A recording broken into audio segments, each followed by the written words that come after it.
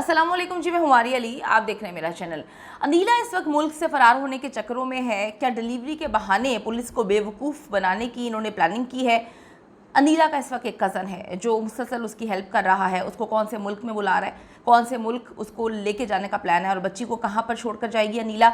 अनीला का किरदार काफ़ी मशकूक है। उस्मान का पुलिस को चौंका देने वाला बयान भी इस वक्त सामने आया है। कत्ल ना करते तो अनीला ने हमें फंसा देना था। अनीला ने कहा था कि मैं आप लोगों पर जो है वो मेरी इज्जत लूटने का इल्ज़ाम लगाकर आप लोगों को जेल पहुंचा दूंगी। मालिक मकान ने भी पुलिस को कुछ अहम तरीन चीज़ें जो हैं वो बताई हैं। अनीस बीबी के नाखूनों में किसका डीएनए, आज की वीडियो में हम इस पर बात करेंगे। एक अफसोसनाक कत्ल किया जाता है इस्लामपुरा लाहौर में। यहाँ पर एक औरत रहती है जो कि लूमड़ी की तरह चलाक है और दरिंदा सिफ्त इसका किरदार है। इसका नाम है अनीला।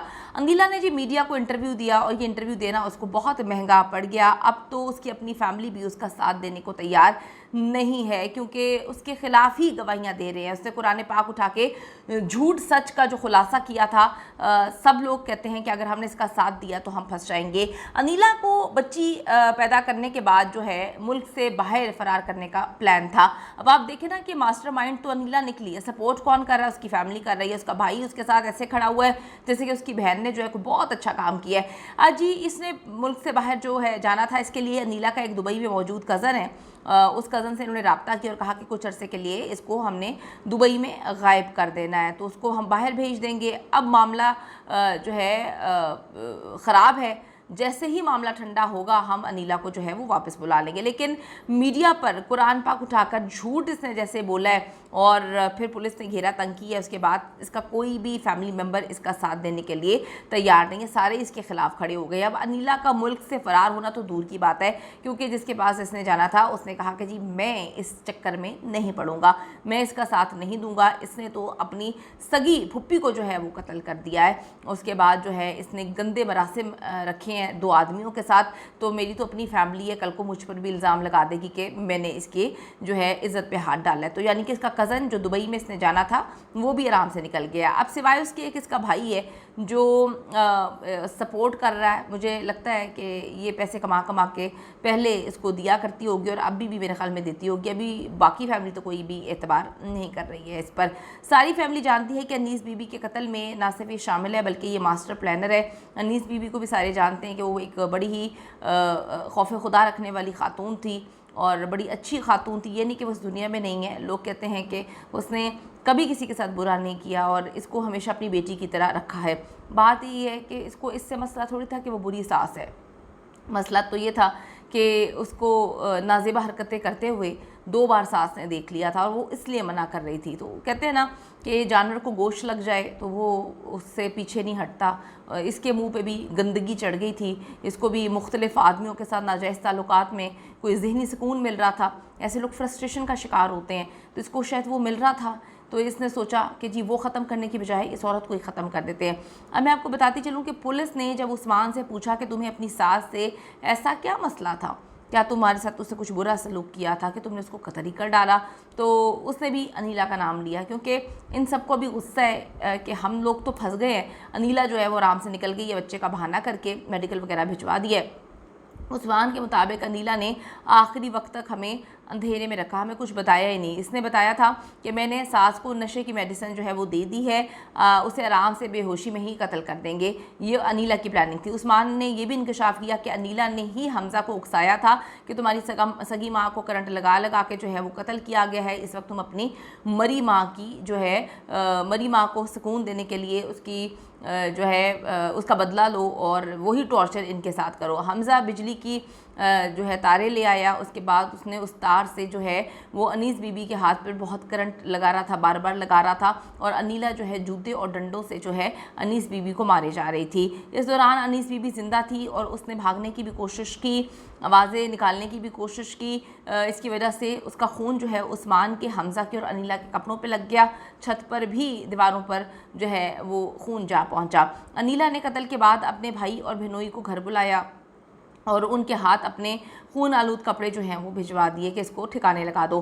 पुलिस आज तक वो कपड़े ही जो है वो बरामद नहीं कर सकी, जबकि उस्मान और हमज़ा के जो कपड़े हैं वो पुलिस को मिल चुके हैं। और उस्मान की बीवी ने तो गवाही भी दे दी है कि उसका शौहर जो है उस दिन जब घर आया था तो उसके कपड़ों पर खून लगा हुआ था। अगर उसी वक्त अनीस बीबी की पोस्टमार्टम जो है वो करवा ली जाती तो उनके नाखूनों में इन तीनों दरिंदों के डीएनए जो है वो मिल जाने थे और अनीस बीबी को इंसाफ मिलने के लिए इतनी देर का सामना नहीं करना पड़ा। लेकिन आज तक मुझे ये बात समझ नहीं आई कि अनीस बीबी की जो के भाई थे वो खामोश क्यों रहे। उनको तो सारे मामले का पता था कि उन्होंने तो बताया था कि जी किस तरह से इसके नाजायज़ ताल्लुकात हैं। और बड़ी अजीब सी बात ये भी लगती है कि किराए के घर में रहते हैं। वो जगह देखी है हमने, बड़ी छोटी सी जगह है, गलियां भी छोटी हैं, वो इलाका जो है उसमें छोटी छोटी पतली गलियां हैं, एक के ऊपर एक घर चढ़ा हुआ है। तो वहाँ पर आवाज़ क्यों नहीं गई मालिक मकान को? उन्होंने तो कहा हमें शोर की आवाज़ आ रही थी। तो क्या इनके घर में मामूल का ये काम था, लड़ाई झगड़े? ये भी बड़ी मिस्टीरियस किस्म की चीज़ें हैं। अनीला के हवाले से जो है वो बहुत अजीब बातें हैं।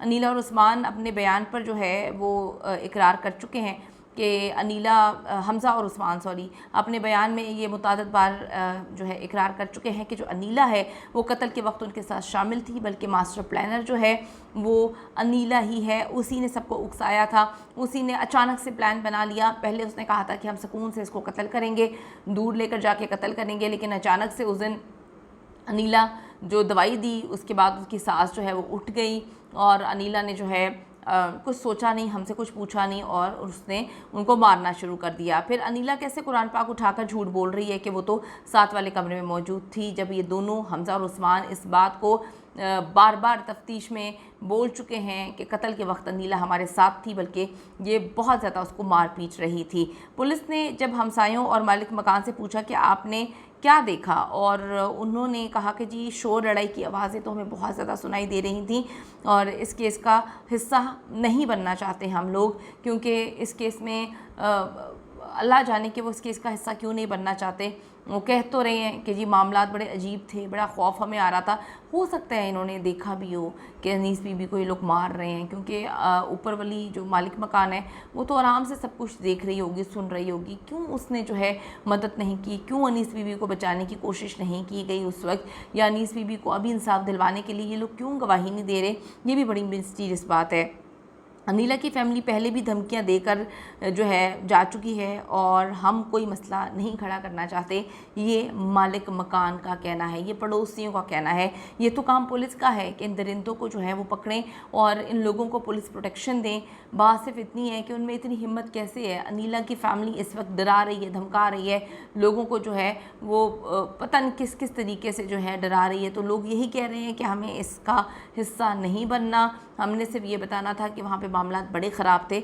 इसका मतलब ये है कि अनीला और उसका भाई आज से नहीं बहुत अरसे से जो है इस दरिंदगी का हिस्सा हैं, ऐसे काम करते हैं और इससे पहले पता नहीं क्या कुछ कर चुके होंगे, क्योंकि जिस तरह से उसका भाई सपोर्ट कर रहा है, यहाँ पर भाई जो है सही होने पर अपनी बहनों को सपोर्ट नहीं करते। तो ये एक ऐसा आदमी जिसकी बहन के नाजायज़ ताल्लुकात पकड़े गए हैं, एक नहीं दो दो आदमियों के साथ इकरार भी कर चुकी है और 8 मंथ प्रेग्नेंट थी जब इसने ये हरकतें आखिरी बार की।